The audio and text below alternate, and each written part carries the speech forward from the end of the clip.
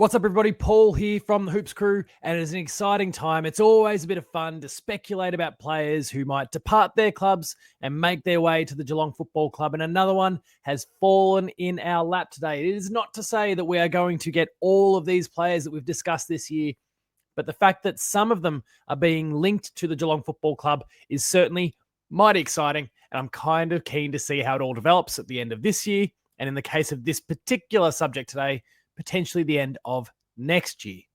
I am, of course, talking about Sam Walsh, who today, I'll give Kane Corn some credit. He kind of floated the name out on agenda setters the other night. But today it has come out, according to AFL Media's Kel Toomey, that Sam Walsh is absolutely gettable, to drop the name of their own show. Gettable, he could, and there's 3 suitors that are well ahead of the pack already. And our beloved Geelong Football Club is one of them. So we're going to talk all about Sam Walsh, the possibilities, how he may or may not fit within the Geelong Football Club, after a word from our sponsor. The Hoops Crew Media Network is proudly sponsored by Cyril Cook Florist. Visit them at Shop 1211 Leather Street in Breakwater. Phone them on 035 222 2244 or visit their website at www.cyrilcookflorist.com.au and use the offer code Go Cats in the voucher field at checkout to get 20% off your next online purchase. Thank you, Cyril Cook Florist, as always, for your ongoing support of the Hoops Crew and all we get up to. Now, let's talk about the news here involving Sam Walsh and the possibility that he may become a Cat. So clubs have got the ball rolling regarding potential future recruit of Carlton Sam Walsh. AFL Media's Kel Toomey is reporting that the trio of Victorian clubs, Geelong, St Kilda and Hawthorn, Geelong and Hawthorn seem to be pretty tightly linked with a lot of players these days, and the same players have all made their intentions known about the Blues midfielder. Walsh, one of 3 vice-captains, is contracted with Carlton until the end of 2026. This is very much a Zach Butters style scenario here. The big story is that Sam Walsh is a wanted man, Toomey said on AFL.com.au's Gettable. Clubs are making an early run for the Carlton superstars. The Cats, the Saints and the Hawks are among the chasing pack. He signed until 2026 as a restricted free agent, but that is not stopping clubs from getting in early. The race for Sam Walsh's signature has begun. It's on. And so I guess there's a little bit of added context here in the sense that Cal can't necessarily see Sam Walsh departing at the end of 2025, but the interest is there when it comes to free agency. And I guess for the Cats, as we start to kind of link into the hows and whys and could this all possibly be a thing, the big question around Geelong is how could they possibly transact and get all of these different players in the door? And of course, we're not going to get all of them. We're going to get some of them, hopefully. But, the club's interested in Matty Rowell. The club is interested in Sam Walsh. The club is interested in Harley Reid. The club is interested in, I don't know, we'll throw out Ollie Lord as a player that we're trying to, will over the line here a little bit. The club is interested in Rowan Marshall. How do we make all these things happen?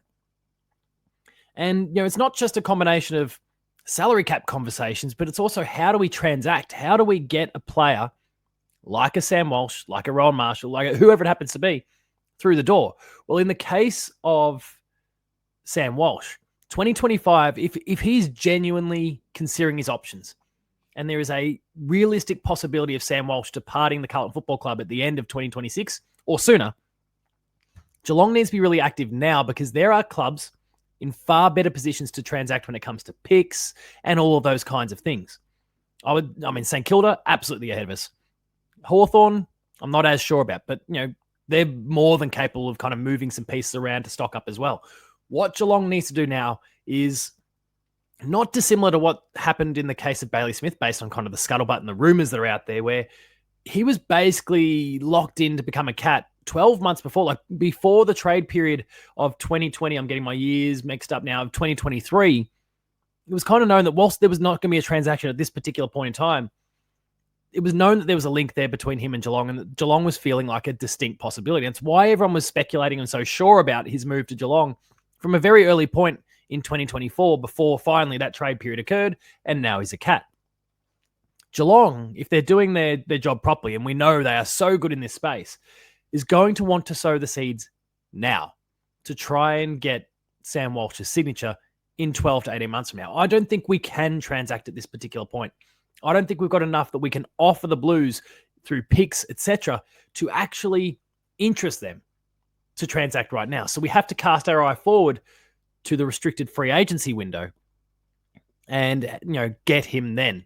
This is not a trade scenario in my mind. And I know we've titled this trade, but I genuinely feel like we're talking about a free agency scenario here. He's going to be a restricted free agent. Now, of course, there are catches with that. Clubs have the ability to match, but if you've got a player that doesn't really want to stay, then that maybe forces the current home club, so in this case Carlton, to suck it up and kind of let the player go. They'll be reimbursed through free agency and picks and those sorts of things. Say what you will about compensation picks and those sort of things, but that is the system that is in place right now. Geelong can get this bloke for little to nothing, potentially. Maybe a hefty contract, maybe there's a big price financially we've got to pay, and that can be then massaged through smoothing the contract out over a longer period of time. All of those kinds of things can come into the mix there. And so I feel like I guess there's been some other trades and some other player movement conversations we've had where I've been a bit more skeptical about whether it's possible. Like, how on earth do we make it, how do we make it happen? How do we appease West Coast, considering that they might even feel a little bit scorned by the Tim Kelly deal and the amount that they had to give up to get Tim Kelly, who's then really, unfortunately, and we love Tim Kelly here at the Hoops Crew, but has unfortunately not really hit the heights that he once hit when he was a Cat. How do we extract as much as we can out of the Geelong Football Club? And what knock-on effect does that have if Geelong is successful in bringing someone like a Harley Reid across? These things kind of snowball and become really, really hard to track. And so for Geelong, the fact that in this particular case, Sam Walsh, a bit like Zach Butters, will be a free agent, that gives us options. Now, again, I don't see a scenario where we could get both of these guys. And if I was talking schoolyard pick style right now, Sam Walsh has been having some back injury issues. There's been constant niggles for the last few years. And as a soldier, he bashes through, he pushes on. But his body feels like it's in a worse place than Zach Butters right now. So I guess if it was schoolyard pick style, and Geelong is linked to Zach Butters as well, though seemingly not the front runner, I would probably take Zach Butters at this particular point in time. But if that doesn't work out and we've got Sam Walsh, I'm going to be delighted. So as Cal goes on to say, he believes it'll be pretty hard to drag him out of Carlton. He's most likely the next captain of the football club, but if there's a significant change at the Blues at the end of this year and Michael Voss isn't there, he's had 4 coaches in 8 seasons. Is that the stability you need for a successful platform as a football club? And this is the backdrop to the whole thing. That he could be, especially if someone like Michael Voss goes or there's high turnover, that there's a possibility there that Sam Walsh is feeling disgruntled and wanting to go. And that's maybe where this noise is starting to emanate from now, that there's already some rumblings, already an unsettled feeling with him, between him and the club. And he's going to look for that stability. And there's few clubs with as much stability as the Geelong Football Club. St Kilda, probably not. Hawthorn, they've been tracking pretty well as well, for as much as we don't like to admit it. So there's some fierce competition there. I think the fact that, I guess, Butters and Walsh are both linked to Geelong and Hawthorn and working on the assumption that they both depart for a moment, feels, like there's a good chance that we're going to get a pretty exceptional player here, regardless of who we get. And I love that prospect. Don't rule out the Dogs in the chase for Zach Butters, though. He supported them as a kid. But I think this is a really great scenario. I think if we can manage to get a Sam Walsh, I think that adds so much depth to our midfield as well. Now, let's talk about that kind of midfield blend that we've got at the moment, because I think that is an important part of this conversation. I'm thinking about the lineup that we had just this past weekend against the Dogs. And so our midfield consists, and this was the way it was kind of listed on the team sheet. We had Max Holmes, we had Bailey Smith, we had Tom Atkins, Mark Blitzars, and then Ollie Dempsey on the wing.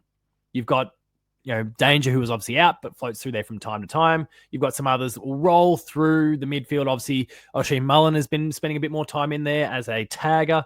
But I think when I look at this midfield, so Walsh has got some wheels, which is kind of important in this conversation.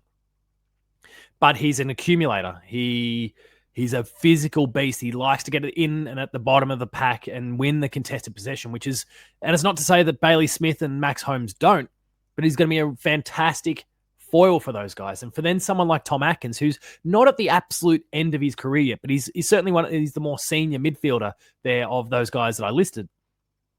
For him, that allows him to kind of focus on continue to be that contested beast, maybe assume a bit more of a tagging role, be a bit more defensively minded. He's a very defensively minded player anyway, but kind of really carve out that niche within it. And you've got someone who can bury his head under and win the ball, get the high number of clearances, feed it out to the runners like Holmes and Bailey Smith, and let them run right. The Dash Brothers, as they're being dubbed.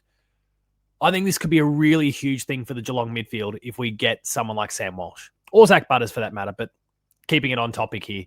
Someone like Zach Butters is like this Sam Walsh is absolutely huge for the Geelong midfield if we can land him. Cats fans, tell me what you think in the comments. I'd love to hear what you've got to say. The idea of this bloke becoming a Geelong Cat in 12 months from now, maybe sooner, but I feel like most likely in 12 months from now, is a really exciting prospect. Let's not forget that he's a St. Joey's boy, so he's from the Geelong region. There is probably in a similar Ollie Henry kind of way, there's a go-home pull here, to make that hour-long trip down the freeway, maybe get a little bit of distance from the game, from the masses, from the constant conversation, get that country air into him. There's plenty of factors as to why, and we obviously don't really understand the whys behind Sam Walsh, potentially considering his options here. But clubs are sniffing around.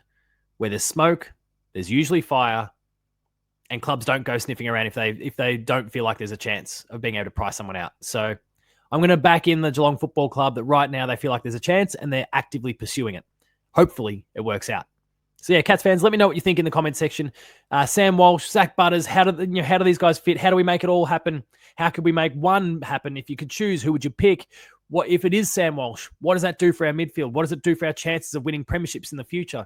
What players miss out on opportunities because of someone like Sam Walsh coming into the team? That's an important facet of this conversation as well.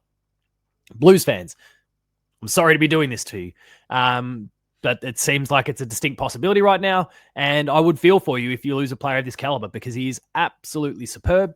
One of the best players in this game when he's in full flight and his body is well. It would be a huge loss for your football club.